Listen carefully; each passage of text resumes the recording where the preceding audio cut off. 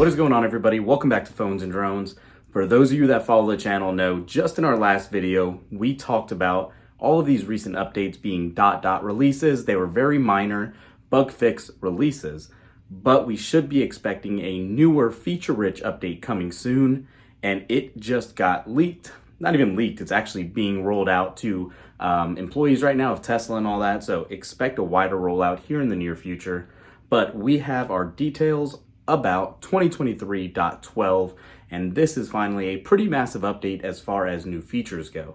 We have everything in this update from text size customizations to control searches to points of interest to phone call controls, scroll wheel customization, gear chimes, passenger seat controls, and a new getting to know your Tesla model app. So as you can see, there's going to be a ton of stuff in this update. We're a little overdue for it. I'm glad Tesla is still rolling out new features. Some of these are going to be hugely beneficial, like being able to finally answer and end a phone call with the steering wheel wheels. The scroll wheels have been unutilized with a lot of customization regards forever now. So having the simple ability, the basic ability to be able to just answer and end a phone call with those wheels are awesome.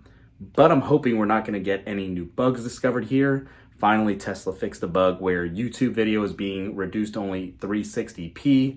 I just hope it doesn't install any new issues.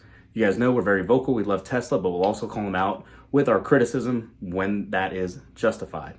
So having said that, let's jump in the car and check out everything hands-on. All right, so as you can see here, 2023.12.1 is now installed. And the first new option in release notes is Controls Search. So now there's a new option to use the search function for quicker access to controls and settings. And to do this, you need to go to Controls and then Search and enter a search term. Make changes directly from the result or tap on the link to jump to that panel in Controls. This is pretty simple, and also one call out that'll tie in with this is when you actually go into your controls, you can see the search option is now right there. But also we have a new tab. So what you're going to realize starting in this version is anything that is new, it is finally going to be called out in the actual list. So hypothetically speaking, if you have a new feature in the display screen, you will be able to scroll through, and if voice navigation language had something new or it was a new function, a line item here, you would see that same new tag there. Pretty neat. I think this is something silly that's been overlooked for a while. It is good to see that they're calling it out now. But beyond that, as you can see, it truly is now just a search if you want to pull something up. So let's see if we search for PSI. And as you can see here, it pulled up the PSI indicator right in the tire pressure service screen. So pretty nice new feature baked in. Next up is points of interest. As you can see from here, this is actually now going to give us photos and reviews of locations or any POIs or supercharger locations. So hypothetically, if you were looking to say, we'll just use Zaxby's here. If you actually click on the pin drop, it will pull up the menu and now show you a breakdown, just like a Google search would do for what they have and all the reviews if you needed to know that kind of information. Pretty cool, always an extra useful feature to have, but yeah. One of the more important ones that I think a lot of people are going to be happy is the phone call controls. So this is something that's been missing somehow shockingly for Teslas for this long, but finally now we can use the scroll wheels on your actual steering wheel or yoke to control your phone calls. You can now answer and end calls with the left scroll button, and you can also use it while you're on a call to mute or unmute yourself and hang up. Yeah.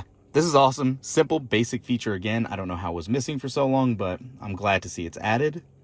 One that could come in handy depending on your passengers that you carry in your back seat. You have a new passenger seat controls, and this will now allow you to adjust the passenger seat from the rear touchscreen to make it easier to exit or exit the rear seat. And to do this, you actually need to be in the back seat and access the passenger controls via the icon on the rear touchscreen. You can hold one of the arrows to move it forward or backwards. The controls are available only while the vehicle is not moving. And then also to access the same controls from the front touchscreen, tap on the app launcher and go to the rear screen remote control. So again, if you go into this, you have your rear screen that we're used to. And in here now, if you power it on, you will be able to see it. And I believe it's right here. and you can actually adjust it right there. Turn this back off. So yeah, again, little quality of life improvement that'll help with the seat. It's actually moving as we're talking. I don't know if you can see it in the corner of the view or not, but yeah, nice little touch there as well. Beyond that, if we jump back into the release notes, you can see there was another update if it wants to open for voice recognition language. This isn't such a big one, but now British English is available as well here. So yeah, if you needed to update that, you can go into controls, display, and voice recognition language and choose an option from that list. Those are some of the ones that hit the new Model S that we're in. Obviously, those other features we talked about are accessible in the Model 3 and Model Y. Traditionally, the refreshes have been a little slower to get some of the features, kind of like the heated steering wheel, auto heated, I should say. But we're expecting a lot more to still kind of flow down into our Model S as well. So be on the lookout for this. It's just starting to roll out. You should be able to now get this OTA if you do the software trick. If not, it should be hitting your vehicle in the coming weeks. Let us know what you think in the comments down below. You happy with these updates? Thanks for watching, guys. We'll catch you in the next one. Peace.